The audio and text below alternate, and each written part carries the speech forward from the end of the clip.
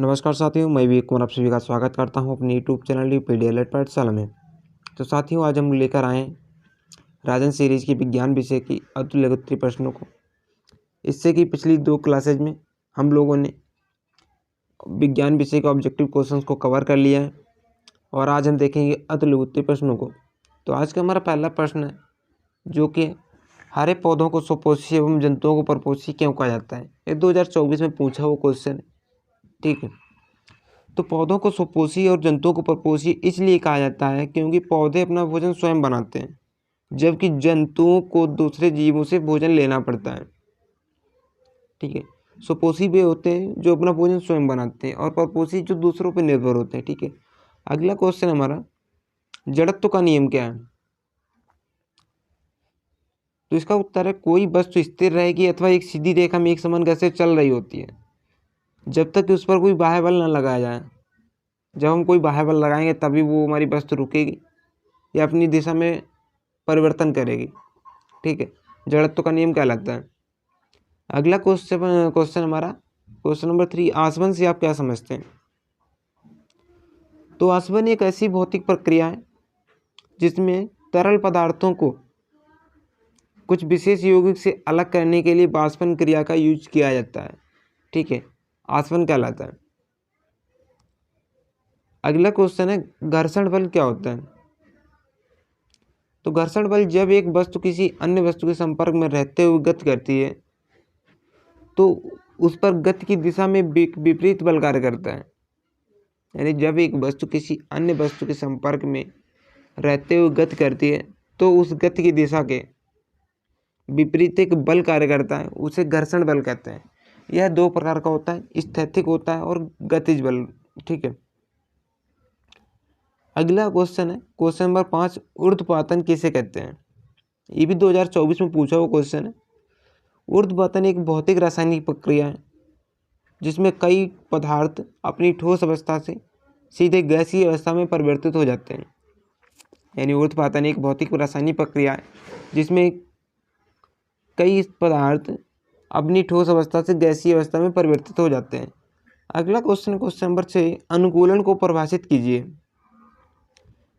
यह एक जीव द्वारा पर्यावरणीय कारकों का पर्यावरण में परिवर्तन के आधार पर बदलने की प्रक्रिया है। अनुकूलन 3 प्रकार का होता है, संरचनात्मक, व्यवहारात्मक एवं शारीरिक, ठीक है। अगला क्वेश्चन है, बेलन की लंबाई तथा वृत्त का व्यास मापन के लिए किस यंत्र का उपयोग करते हैं। तो इसके जो मापन के लिए एक यंत्र होता है हमारा वर्नियर कैलिपर्स, उसका हम यूज करते हैं। उपापचय क्रिया कितने प्रकार की होती है।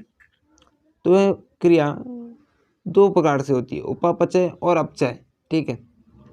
अगला क्वेश्चन है क्वेश्चन नंबर 9, ठोस पदार्थों की आकृति एवं आयतन कैसे होते हैं। तो ठोस पदार्थों की आकृति एवं आयतन क्या होते हैं, निश्चित होते हैं, ठीक है। अगला क्वेश्चन है क्वेश्चन नंबर 10, परमाणु किसे कहते हैं। तो परमाणु तत्व का वह छोटे से छोटा भाग होता है जो किसी भी रासायनिक अभिक्रिया में भाग ले सकता है परंतु निश्चित अवस्था में स्वतंत्र अवस्था में नहीं रह सकता है, ठीक है।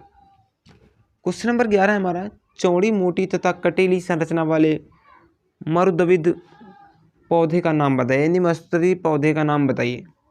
तो इसका जो राइट आंसर हो जाएगा वो हो जाएगा नागफनी। घर्षण बल को कम करने के उपाय बताइए। तो घर्षण बल को कम करने के लिए स्नेहक तेल एवं ग्रीस लगाकर उसके घर्षण बल को कम किया जा सकता है, ठीक है। अगला क्वेश्चन है क्वेश्चन नंबर 13, पुष्प के मादा अंग का नाम लिखिए। तो पुष्प का जो मादा भाग होता है वो होता है जयांग होता है, ठीक है। क्वेश्चन नंबर 14 हमारा, सजीव का एक लक्षण लिखिए। तो सजीव में सभी प्रकार की क्रियाएं होती हैं, वो श्वसन भी करेगा, पोषण भी करेगा, उसका उत्सर्जन भी करेगा। इस सारे के सारे सजीव के लक्षण हैं। अगला क्वेश्चन है, शाकाहारी तथा मांसाहारी जंतुओं के 2 नाम लिखिए। तो शाकाहारी हमारे बकरी और खरगोश हो जाएंगे, मांसाहारी शेर चीता हो जाएंगे। क्वेश्चन नंबर 16 हमारा, पदार्थ की कितनी भौतिक अवस्थाएं होती हैं। तो पदार्थ की 3 भौतिक अवस्थाएं होती हैं, ठोस, द्रव और गैस। क्वेश्चन नंबर 17, समय का मानक मात्रक क्या है। तो समय का मानक मात्रक हमारा सेकंड हो जाएगा। अगला क्वेश्चन है, जंतुओं एवं पौधों में अंतर स्पष्ट कीजिए। तो जंतुओं एवं पौधों में अंतर, पौधों में ऊपर की वृद्धि होती है ये काफ़ी ऊंचाई तक बड़े होते हैं, जबकि जंतु कुछ ऊंचाई तक ही बड़े होते हैं। पौधे और जंतुओं में संवेदना शक्ति होती है, जीवों में संवेदना शक्ति अधिक होती है, जिसे हम सेंसिटिविटी बोलते हैं, और ये उसको प्रकट कर सकते हैं, जबकि पौधे अपनी संवेदन शक्तियों को प्रकट नहीं कर पाते हैं। देखा जाए पौधों में तो संवेदना जो शक्ति होती है नाम मात्र के बराबर होती है। एक पौधा होता है छुई मुई का पौधा, उसमें संवेदन क्षमता पाई जाती है। अगला पॉइंट है, पौधे प्रकाश की उपस्थिति में ही बढ़ते हैं, जबकि जीव की वृद्धि हेतु प्रकाश की आवश्यकता नहीं होती है। ठीक है। क्वेश्चन नंबर 19 हमारा, दूध किस प्रकार का मिश्रण है? तो दूध एक हमारा समांगी मिश्रण है।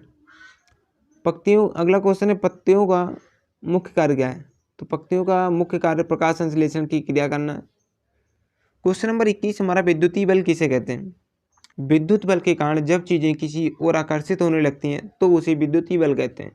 जैसे प्लास्टिक के स्केल को सूखे कागज से रगड़ कर टुकड़ों के पास ले जाया जाए तो कागज के टुकड़े प्लास्टिक की स्केल की ओर आकर्षित होने लगते हैं, ऐसा विद्युतीय बल के कारण ही होता है। क्वेश्चन नंबर 22 हमारा, मछली के जल में रहने के लिए कौन कौन से अनुकूलन अंग सहायक होते हैं? तो धारारेखित, पंख और गलफड़े, ये सारे के सारे मछली के जल में रहने के लिए अनुकूलित होते हैं। कीटवच्छी पौधे की विशेषता तो नाम लिखिए। कीटवच्छी पौधे दलदली भूमि में पाए जाते हैं, वहाँ पे नाइट्रोजन की प्राप्ति नहीं हो पाती है उनको, इसलिए प्रोटीन का निर्माण भी नहीं कर पाते हैं, और प्रोटीन की आवश्यकता को पूर्ण करने के लिए ये कीटों का पाचन करते हैं। जैसे ड्रोसेरा हो गया, घटपर्णी हो गया, यूट्रिकोलेरा हो गया, ये सारे के सारे हमारे कीटवच्छी पौधे हैं। अगला क्वेश्चन है, जलीय पौधे के तने एवं पत्ती की एक एक विशेषता बताइए। जलीय पौधों के तने के अंदर असंख्य रिक्त स्थान होते हैं। क्या होता है? जलीय पौधों के तनों के अंदर असंख्य रिक्त स्थान होते हैं, जिन्हें वायु कोश कहा जाता है, जिनमें वायु भरी रहती है, जैसे कि जलकुंभी। कमल तथा कुमुदनी के पौधों की पत्तियां चपटी होती हैं और इनकी सतह मोम जैसी चिकनी होती है। इसे पत्तियां गीली नहीं होती हैं और चपटी होने के कारण पानी की सतह पर तैरती रहती हैं। अगला क्वेश्चन है हमारा, अलैंगिक जनन की 2 विधियां के नाम बताइए। तो मुकुलन हो गया, विखंडन हो गया, और देखा जाए तो खंडन हो गया, कायिक प्रवर्धन हो गया, ये सारी की सारी हमारी क्या है? अलैंगिक जनन की विधियां हैं। अगला क्वेश्चन है, घर्षण बल किसे कहते हैं? तो किन्हीं 2 सतहों के संपर्क तलों के मध्य सापेक्ष गति का विरोध करने वाला बल घर्षण बल कहलाता है। तो दोस्तों, वीडियो कैसी लगी आप सभी कमेंट बॉक्स में बताइएगा, और हमारे चैनल को सब्सक्राइब भी करिएगा, और साथ ही साथ अपने दोस्तों के पास भी शेयर करिएगा, ताकि है इन्फॉर्मेटिव वीडियो हर किसी के पास पहुंच सके। और PDF पाने के लिए हमारे टेलीग्राम चैनल को ज्वाइन करें, लिंक डिस्क्रिप्शन बॉक्स में